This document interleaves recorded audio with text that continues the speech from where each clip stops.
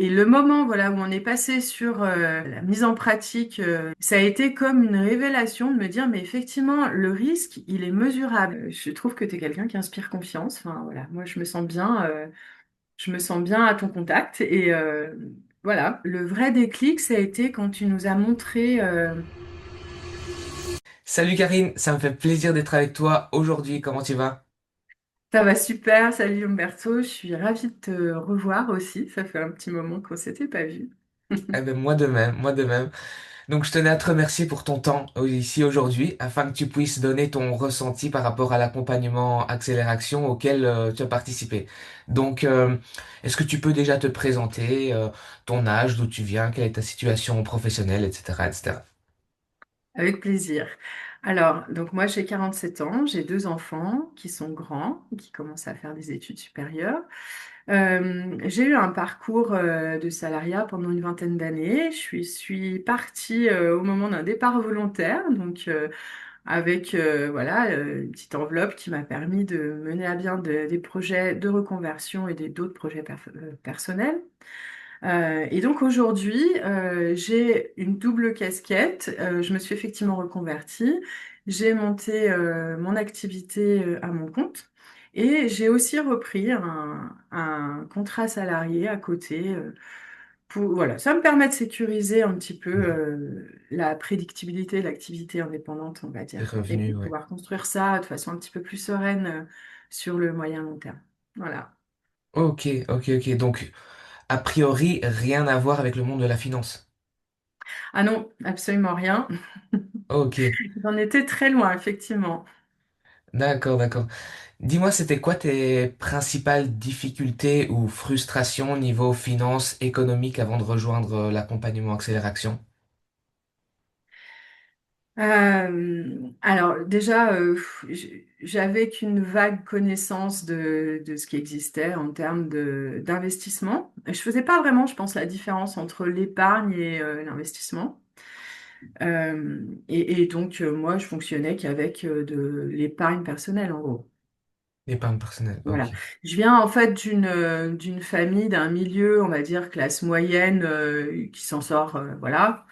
Euh, et donc qui connaît très mal ces milieux financiers et qui en a peur, en réalité, qui a Ok. peur des risques financiers.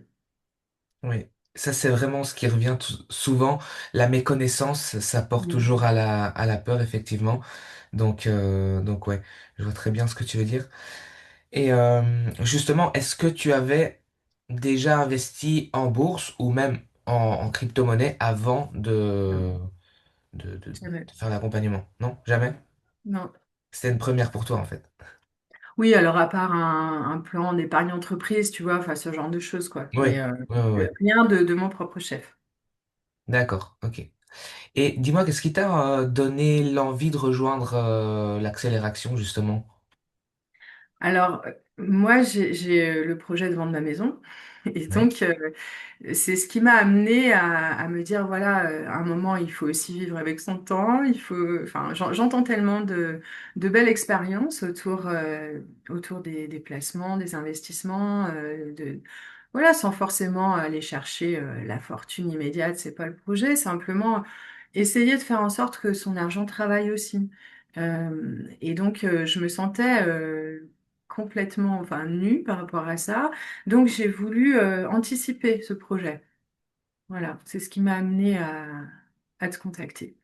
ok, ok, ok, top. Et qu'est-ce qui a fait pencher la balance pour que tu dises, ok, je fonce, c'est le programme qui me convient plutôt qu'un autre? Bah, déjà, moi, je fonctionne beaucoup en feeling avec la personne.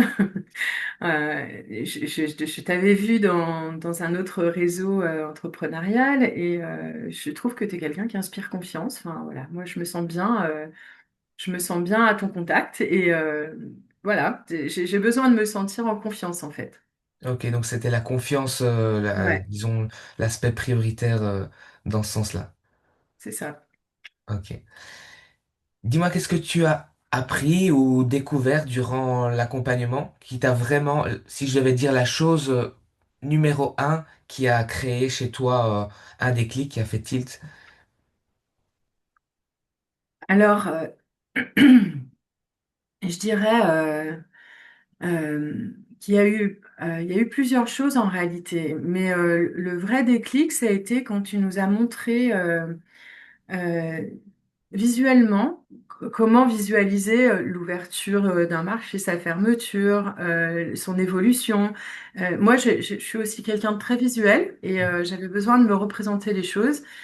Et j'ai compris au travers de, à la fois toute la structure, parce que c'est quand même très structuré ce que tu proposes. Donc, moi, ça répond aussi à mes critères. J'ai besoin, je suis assez cartésienne, j'ai besoin que les choses soient présentées dans un certain ordre, sentir que ça progresse par palier. Et le moment, voilà, où on est passé sur la mise en pratique, la démonstration sur les outils. Ça a été comme une révélation de me dire, mais effectivement, le risque, il est mesurable. Il n'est pas contrôlable, mais il est mesurable en fait.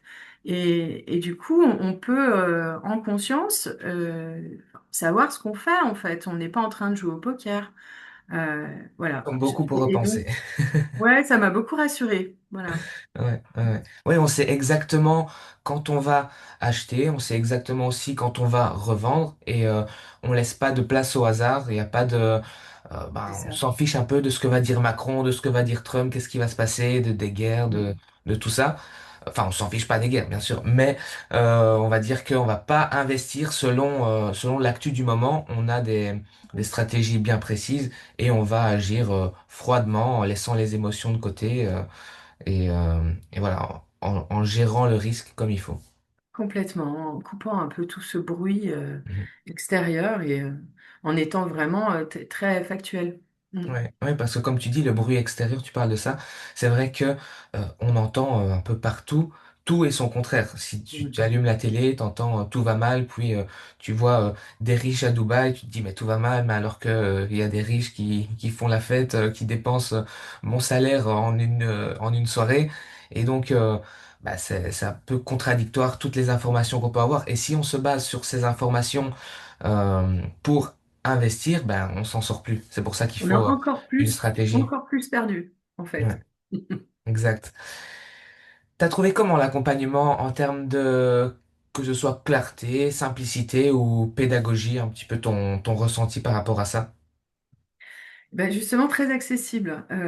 Et ta façon de l'amener, je trouve que tu commences déjà par euh, tout un, toute une partie euh, que j'allais qualifier de théorique, mais qui l'est en réalité pas, parce qu'elle permet d'aller se questionner un petit peu sur son rapport à l'argent aussi, sur son rapport justement à toutes ces croyances, en fait.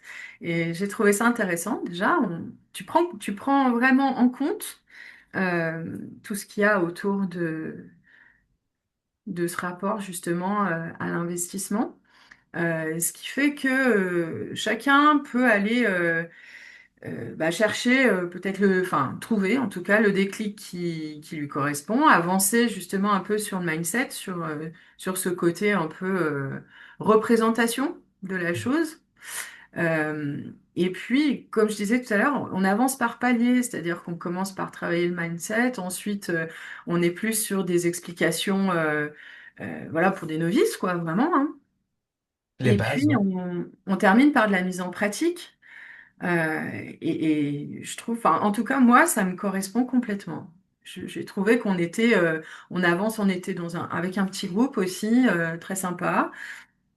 Du coup, les questions des uns répondent éventuellement à des questions on pouvait se poser aussi, ou nous éclairent sur des points qu'on n'avait pas forcément encore vus. Euh, ouais, j'ai trouvé ça vraiment super. C'est assez concis dans le temps, en fait. Voilà, c'est pas une formation qui s'étale sur des mois, Mhm. mais en nous laissant quand même le temps de prendre connaissance des supports. Euh, voilà, tu es aussi très disponible pour répondre aux questions, pour avancer en fait en fonction du niveau de chacun. Donc, ouais, non, j'ai trouvé ça vraiment super. Ok, mais top. Ça fait hyper plaisir, merci beaucoup. À qui est-ce que tu recommanderais l'accompagnement accélération? Dis-moi.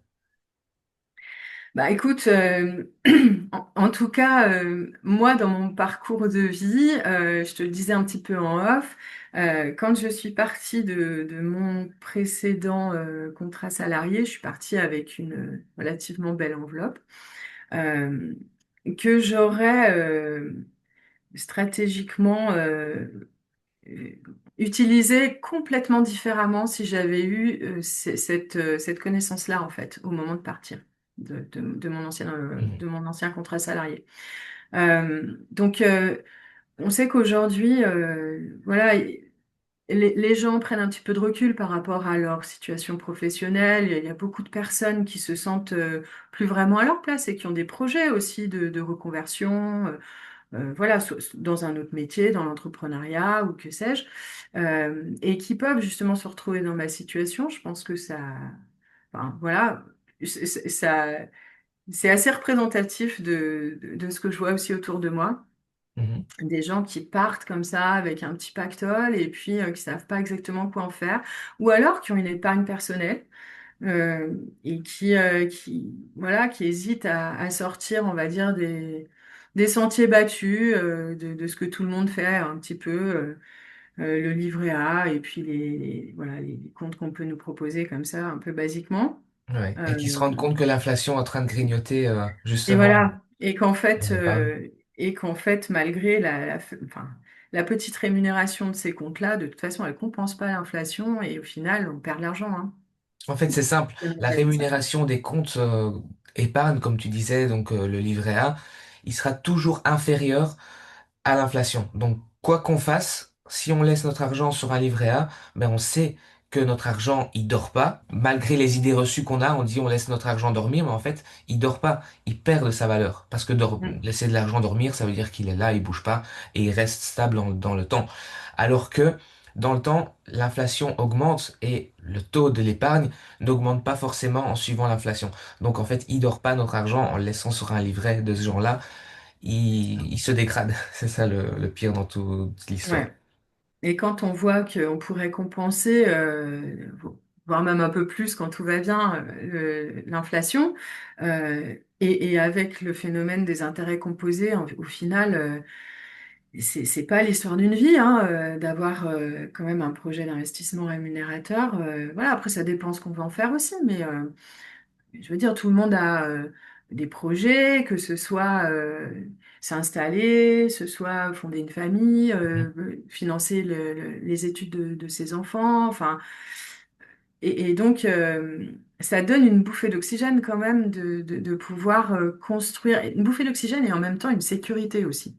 De se dire que j'ai les moyens aussi par moi-même de pas forcément arriver, excuse-moi de l'expression, mais la queue entre les jambes à la banque en essayant de mendier quelque chose. Alors que voilà, quand on a déjà montré enfin, déjà on a pris cette confiance qu'on est capable de construire un projet financier par soi-même, on est aussi plus sûr de soi et puis plus crédible hein, quand on veut aller voilà, compléter son financement par quelque chose à la banque. Ouais, on Voilà. connaît on arrive à déceler le discours du banquier. C'est pas juste des histoires qu'on nous raconte comme ça, mais une fois que ben, on sait de quoi on parle, on va parler à un banquier, ben, on sait qu'est-ce qu'il va nous proposer, si c'est intéressant ou pas, parce que quand on n'a pas les armes pour ça, ben, on se fait un peu balader dans tous les sens, on dit oui à tout, et alors que ben, dans la plupart des cas, c'est pas forcément pour notre bien. Donc ouais, déjà le fait d'avoir la connaissance de se dire, ben voilà, en fait, il me propose ça. Est-ce que c'est intéressant? Oui, non. Et là, on fait un petit peu son compte rendu et on se dit si c'est bon pour nous ou pas. Donc, c'est déjà intéressant à ce niveau-là Ouais. de savoir. Et puis de Super, voir Anne. aussi, juste pour compléter, de voir Ouais. aussi les taux qui s'appliquent, comment ils se rémunèrent aussi Ouais. sur les produits qu'ils nous proposent, quoi. Et Voilà, un de petit savoir point. aussi que ce qu'ils nous proposent, c'est pas forcément dans notre intérêt, mais c'est plus dans leur intérêt parce que Ouais. il faut savoir qu'un banquier, c'est tout d'abord un vendeur, un bon vendeur qui doit nous vendre des produits qui vont pas être forcément rémunérateurs pour nous, mais ils vont souvent, et je dis souvent, même si je devrais dire toujours, nous proposer des produits qui vont être rémunérateurs pour eux, qui vont leur donner plus de commissions. C'est comme un vendeur de voitures en gros, hein. Il va toujours essayer de nous pousser vers le modèle qui est pas forcément intéressant pour nous, pour nos besoins, nos exigences, mais celui qui va lui apporter plus de commissions. C'est la même chose pour un banquier qui va essayer de nous vendre un placement, une assurance vie, etc. Toutes des choses comme ça. Mm. C'est vrai qu'en termes de placement, on a intérêt à savoir faire par soi-même. On a vraiment intérêt à s'instruire. C'est quelque chose qui manque cruellement en France. On est très très frileux et nos enfants sont pas du tout au fait de toutes ces choses-là. Donc on part de loin en France, vraiment. La Euh, fameuse éducation financière, oui. Ouais, ouais. ouais, voilà. Ouais, c'est vrai que c'est un constat un peu désarmant. Ouais. Ok, ok, ok. Ok, Karine, un dernier mot à toutes celles et ceux qui hésitent encore à se lancer? Bah écoutez, moi je le recommande mais vraiment à 200%. Umberto est quelqu'un qui est vraiment à l'écoute et puis le contenu est aussi qualitatif que, que consistant et vraiment foncez les yeux fermés. Vous en sortirez de toute façon grandi. Euh, c'est vraiment indispensable aujourd'hui de s'éduquer au-delà de la culture, de tout ce qu'on peut entendre sur les réseaux, d'avoir une vraie éducation sur ce sujet de l'investissement. Vraiment, ça devient indispensable et je pense que c'est intéressant de le faire aussi avec des personnes de confiance qui sont aussi dans l'écoute, dans la bienveillance que toi, Umberto. Ok, bah super. C'est vraiment un très grand plaisir de t'avoir accompagné et merci pour avoir pris ton temps pour avoir donné ton témoignage par rapport à l'Académie Accélération. Et ben, on se dit à très bientôt dans le groupe communautaire avec tous les autres élèves. Ça Ça va? marche. À Allez, tout un grand bientôt, Umberto. merci. Merci. Merci Ciao à pour ton toi, Karine. conseil. Salut. Bye bye.